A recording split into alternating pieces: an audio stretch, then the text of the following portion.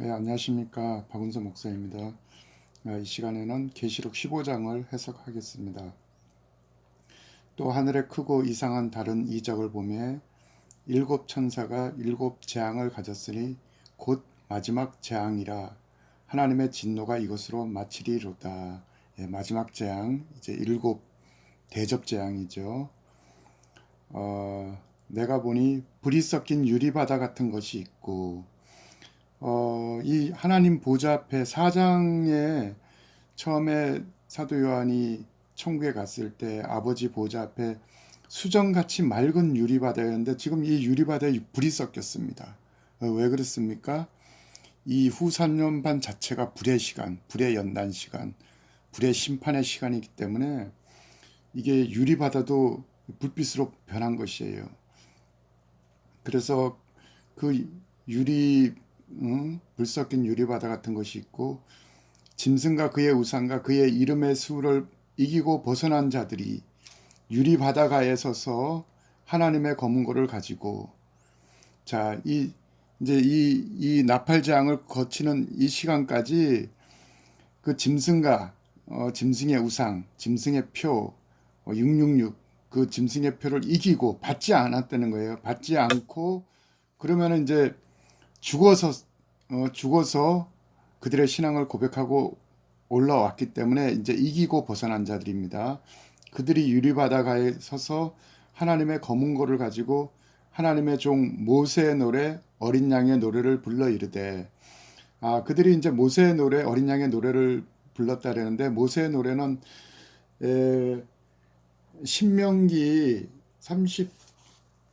31장에 보면은 이제 모세가 미래에 먼 끝에 이스라엘이 이렇게 될 것을 알고 이 모세의 노래에 대해서 언급을 했습니다. 신명기 31장 21절인데요. 그들이 수많은 재앙과 이스라엘이 수많은 재앙과 후 3년 반 야곱의 환란이죠. 수많은 재앙과 환란을 당할 때 이제 겪으면서 그들의 자손이 이스라엘 자손이 부르기를 잊지 아니하는 이 노래가 모세의 노래죠. 그들 앞에 증인처럼 되리라.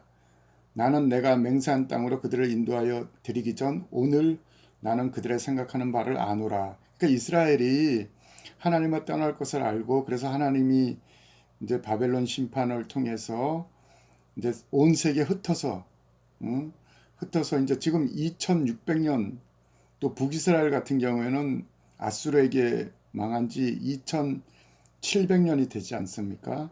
그래서 물론 1948년도에 이스라엘이 건국되면서 돌아왔지만은 지금 다 들어온 게 아닙니다.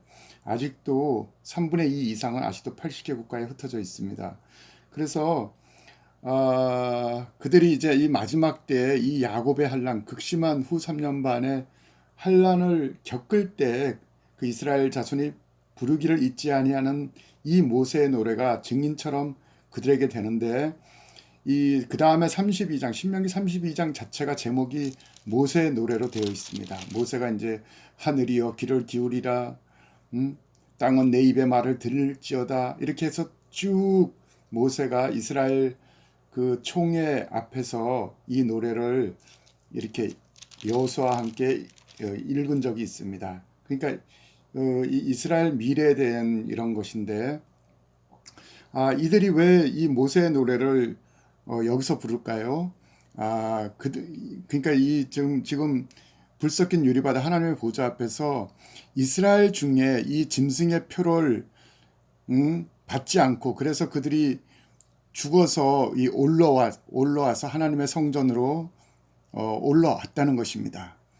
그래서 이스라엘 출신들이 부르는 게 모세의 노래고, 그 다음에 이제 우리 성도, 이방인 성도들이 이 짐승의 표를 받지 않고 죽어서 올라온 이들이 부르는 노래가 어린 양의 노래인 것입니다.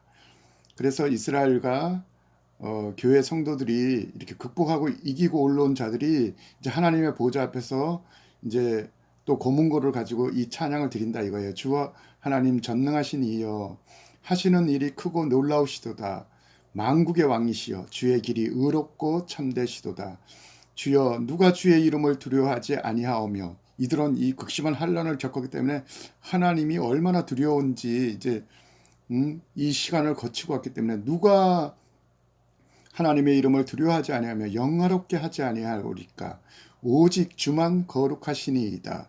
주의 의로운 일이 심판의 일이 나타났음에 만국이 와서 주께 경배하리이다 하더라. 만국이 어디로 옵니까?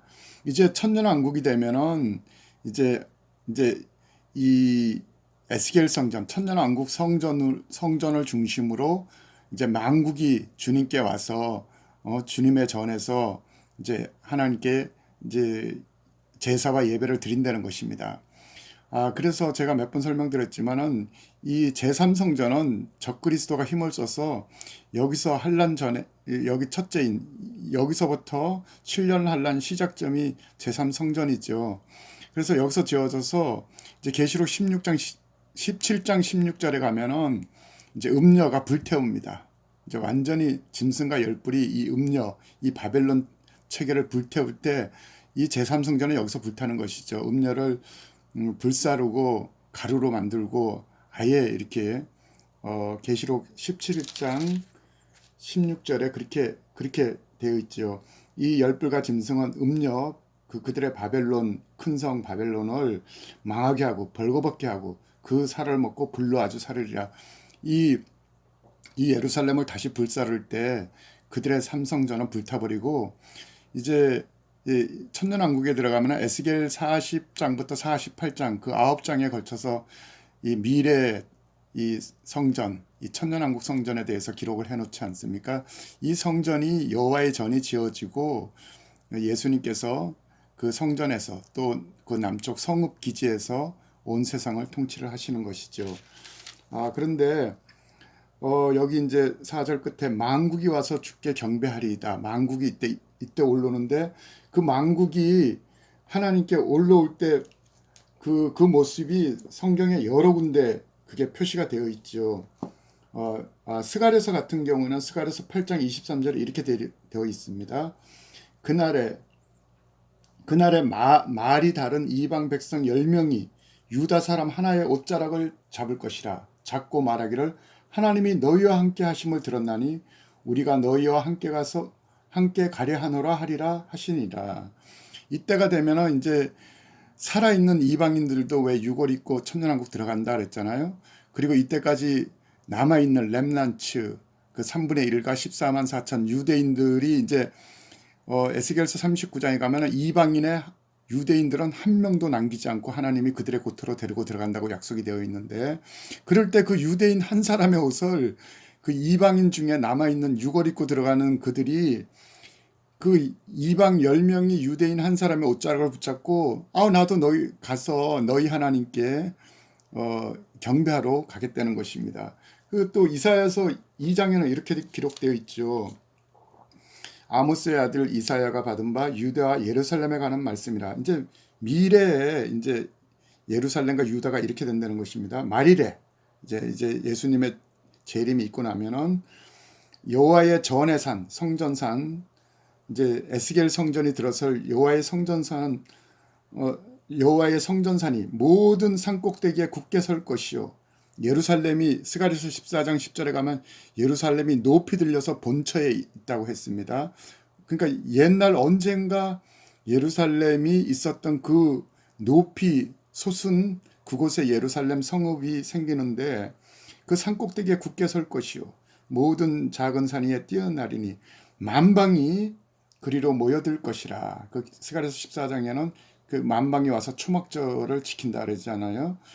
자, 많은 이방 백성이 이르기를 오라 우리가 여호와의 산에 오르며 템플 마운트에 오르며 야곱의 전에 이르자. 에스겔 성전에 이르자. 그래서 학개서에서는 이전의 나중 영광, 에스겔 성전의 영광이 이전 영광, 솔로몬 성전 때 영광보다 훨씬 크다고 되어 있지 않습니까?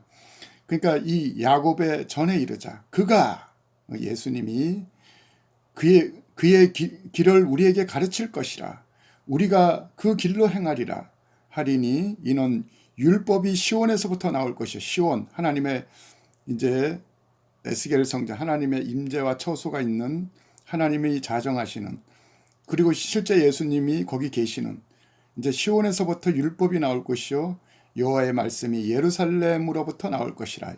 예루살렘 성전산에서부터 하나님의 말씀이 나올 것이다. 이렇게 기록되어 있는 것이죠. 그래서 이제 4절 만국이 주께 와서 경배하리이다. 이제 곧 이제 이렇게 일이 진행이 된다는 것이죠. 5절 또 2일 후에 내가 보니 하늘의 증거 장막 성전이 열리며 이 증거 장막이 계시록 7장 셀 수 없는 흰옷 입은 무리들이 올라갔을 때 하나님께서 하늘에 이 장막을 베푸는데 그 장막 안에 성전, 그래서 장막 성전입니다. 이거 신천지가 말하는 과천에 있는 장막 성전이 아닙니다. 하늘에 있는 장막 성전이에요. 자, 6절 일곱 재앙을 가진 일곱 천사가 성전으로부터 나와 맑고 빛난 세마포 옷을 입고 가슴에 금띠를 띠고 네 생물 중에 하나가 영원토록 살아계신 하나님의 진노를 가득 담은 금대접 일곱을 그 일곱 천사에게 주니 하나님의 영광과 능력으로 말미암아 성전에 연기가 가득 차매 일곱 천사의 일곱 재앙이 마치기까지는 성전에 능히 들어갈 자가 없더라. 자, 이제 마지막으로 이제 하나님의 진노의 그 일곱 대접을 일곱 천사들에게 이제 네 생물 중에 하나가 나눠준다는 것이죠. 그러면은 이 일곱 천사의 이 대접장이 다 마치기까지 아까 14장에서는 이제 요때까지 익은 곡식들이 다 추수가 되는 시간이었기 때문에 이제 성전 문이 장막선 하늘의 장막 성전으로 올 수 아무도 못 올라온다는 것이죠. 이 이제 대접 재앙이 마치기까지는 그래서 이 일곱 재앙이 마치기까지는 성전에 들어갈 자가 없더라 이렇게 기록되어 있습니다. 15장 해석은 이걸로 마치겠습니다. 감사합니다.